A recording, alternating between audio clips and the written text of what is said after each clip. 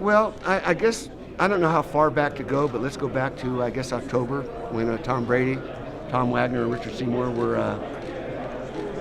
approved as owners of the team. I made this statement back then that it wasn't all about price, but it was about how much added value they would bring to the organization, and that there would be a couple of more people coming in shortly. And then in December, Egon Durbin and Mike Meldman came in as partners. And so with Tom Wagner and Egon and Mike, they're just brilliant business people.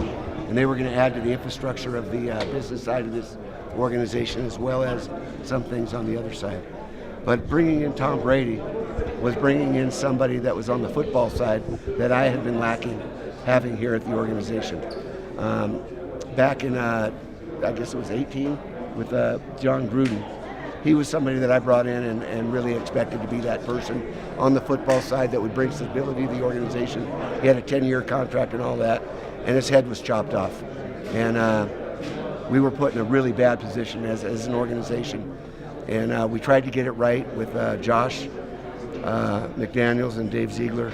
That didn't work out. Antonio Pierce was given the interim job, and I believe the job that he did as the interim coach warranted him earning the job as head coach of the Raiders. Last season didn't go as what we had hoped it would. 3 teams in our division were in the playoffs. The Chiefs are in the Super Bowl for the 3rd time in a row, and we just felt that it was time for a change. So now I go back to the infrastructure that we built up here in the organization over the during the season with the people that we brought in. We also, the process was a little bit different this year in going after the head coach. We hired Corn Ferry and a fellow by the name of Jed Hughes, and Jed helped us to identify and coordinate certain people that we were interested in interviewing, as well as some that they had on their thing. And so the interview group was myself, Tom Brady, Mike Meldman, Egon Durbin, and Tom Wagner, with help in the background with Sandra Morgan, and Larry Delson, and Tom Delaney. And we went through a very rigorous process of interviewing people. And by the time we were done, we knew that it was going to be, there were 3 or 4 people that we were truly interested in. And when one person made a decision to go to another team, it became clear that Pete was going to be our guy. And on the other side of the coin, Spytek, John Spytek, really impressed us from the get-go. And so he was chosen as the general manager. You've known Pete for a long time. What stood out in this process? The interview with Pete was one of the first ones we did. It might have been the first one we did. And his energy was amazing. It's funny, when my mom found out Carroll was going to be the head coach. My mom's Carol Davis. She just turned 93. She thought we were talking about her.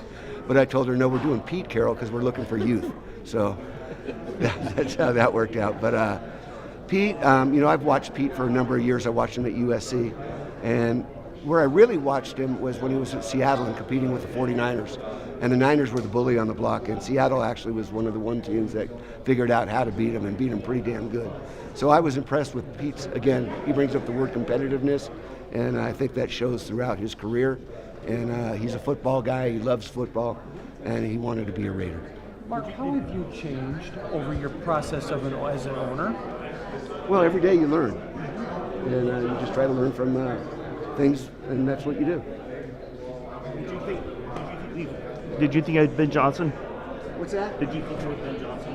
No, we didn't think we had Ben Johnson. We never made an offer to Ben Johnson, and he's a Chicago Bear.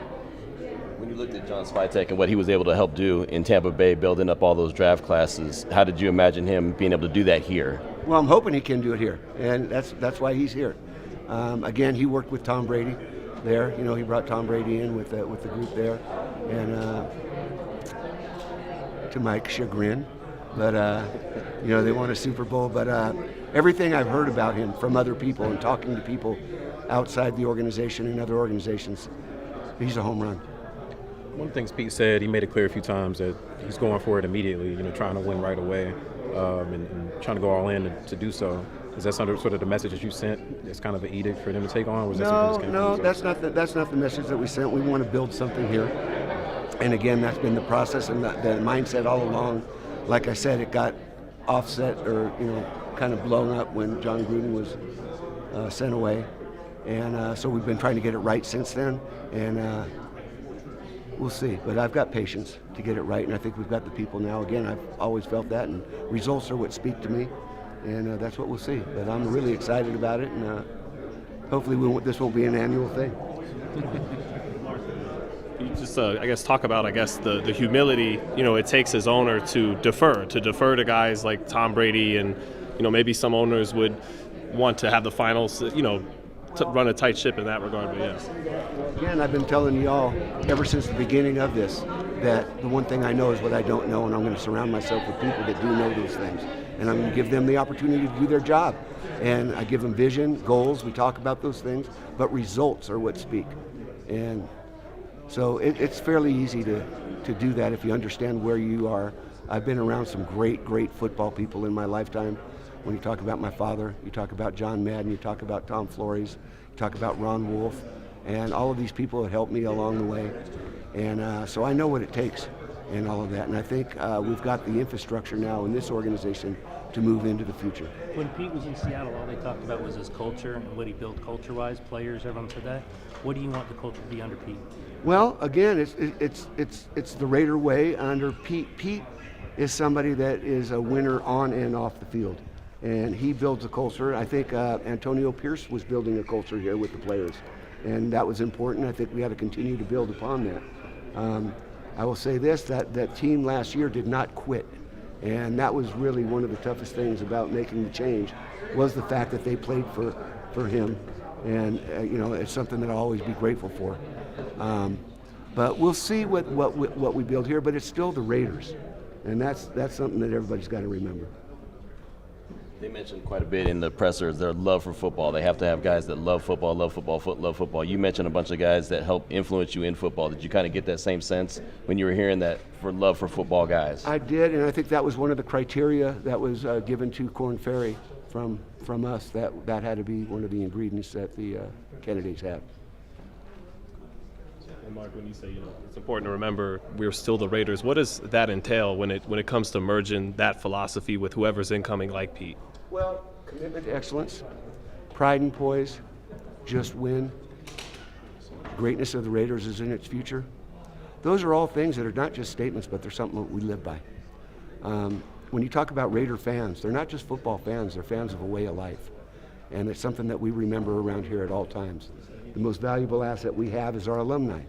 And it's their blood, sweat, and tears that helped build this building right here, built that magnificent stadium, and everything else, and things we'll never forget. So that's what it is. It's about family. It's about being a Raider. It's once a Raider, always a Raider. When you were going through the interview process with John and with Pete, was there something that pleasantly surprised you that you learned about him that really struck out to you? I think a lot of things, actually. I thought Pete's energy, but also Pete's again, love for the game and how badly he wanted to be a Raider.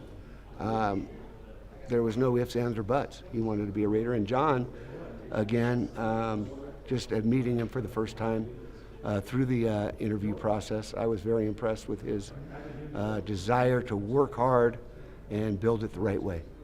So those were things that, I'm not saying they were surprising to me, but they were attributes that I was very impressed with. You mentioned it was hard to move on from Antonio. Same with Tom Telesco. Was it a tough decision also? Yeah, it was.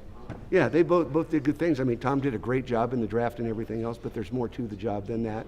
And I'm grateful for him for what he did for us in the draft and those things. I'm grateful for what Antonio's done for this organization. I really am. And I absolutely wish them the best.